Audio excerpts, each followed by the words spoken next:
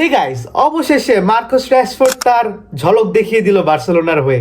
মানে ফার্স্টে সে তার বুলেট হেডার দিয়ে একটা গোল দিল এবং তারপরই মার্কাস রাশফোর্ড তার ওজি ফিনিশিং মুভটা দিল, যে ফিনিশিংটা তাকে ফেমাস করেছে, এবং তার শুটিং স্কিল উফ ভাই, মানে একদম মাখন।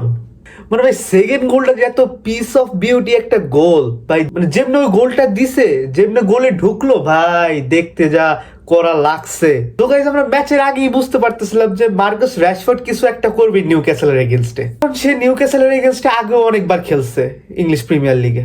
ভাই সত্যি বলতে ম্যাচের প্রথম ফার্স্ট 15 মিনিটে নিউক্যাসল যেমনি হাই প্রেসার করতেছিল বার্সেলোনায়, আমাদের কপাল ভালো যে আমরা তখন কোনো গোল খাইনি, আমরা সেটাকে ওভারকাম করে গেছি।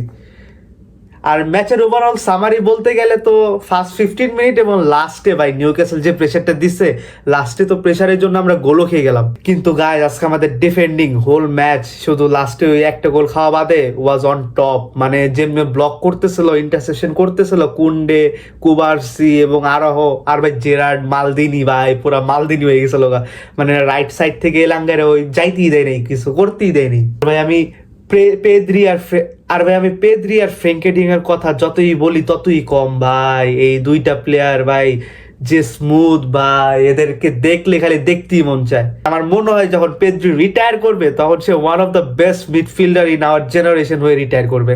কিন্তু গাইজ, র্যাশফোর্ডের কথা যতই বলি ততই কম। আজকে ওই দেখিয়ে দিল যে কেন তাকে হান্সি ফ্লিক নিয়ে এসেছে একটা লোন হিসাবে। এবং র্যাশফোর্ড ভাই চ্যাম্পিয়ন্স লিগ আসলে যে তার কি হয়ে যায় আমি নিজেও বুঝি না। লাস্ট সিজনে অ্যাস্টন ভিলার হয়ে পিএসজির এগেইনস্টে যে পারফরমেন্স দিছিল, একটুর জন্য শুধু অ্যাস্টন ভিলা জিততে পারেনি তখন। এন্ড ভাই, আমরা এত একটা হার্ড গ্রাউন্ডে যে আমরা জিতে উইন নিয়ে আসছি, 3 পয়েন্ট নিয়ে আসছি, এটা আমাদের জন্য অনেক। এবং এটা আমাদের মেন্টালিটি বুঝ দিবে যে না, আমরা এই সিজনেও পারবো, এবং আমরা এই সিজনে আরো স্ট্রং হয়ে ফিরে এসেছি। এখন গাইজ, আমাদের বার্সেলোনাকে সব এখন সিরিয়াসলি নেওয়া শুরু করবে এই সিজনে আবার। সো গাইজ, আপনারা প্রেডিকশনে জানিয়ে দিন, এবার কি বার্সেলোনা তাদের অকাঙ্ক্ষিত চ্যাম্পিয়ন্স লিগ জিততে পারবে এত বছর পর, নাকি সে আবার আগের মতনই হতাশ হয়ে ফিরে যেতে হবে আমাদের ক্যাম্প নুতে? সো পিস আউট, কমেন্ট বক্সে লিখে দিয়েন।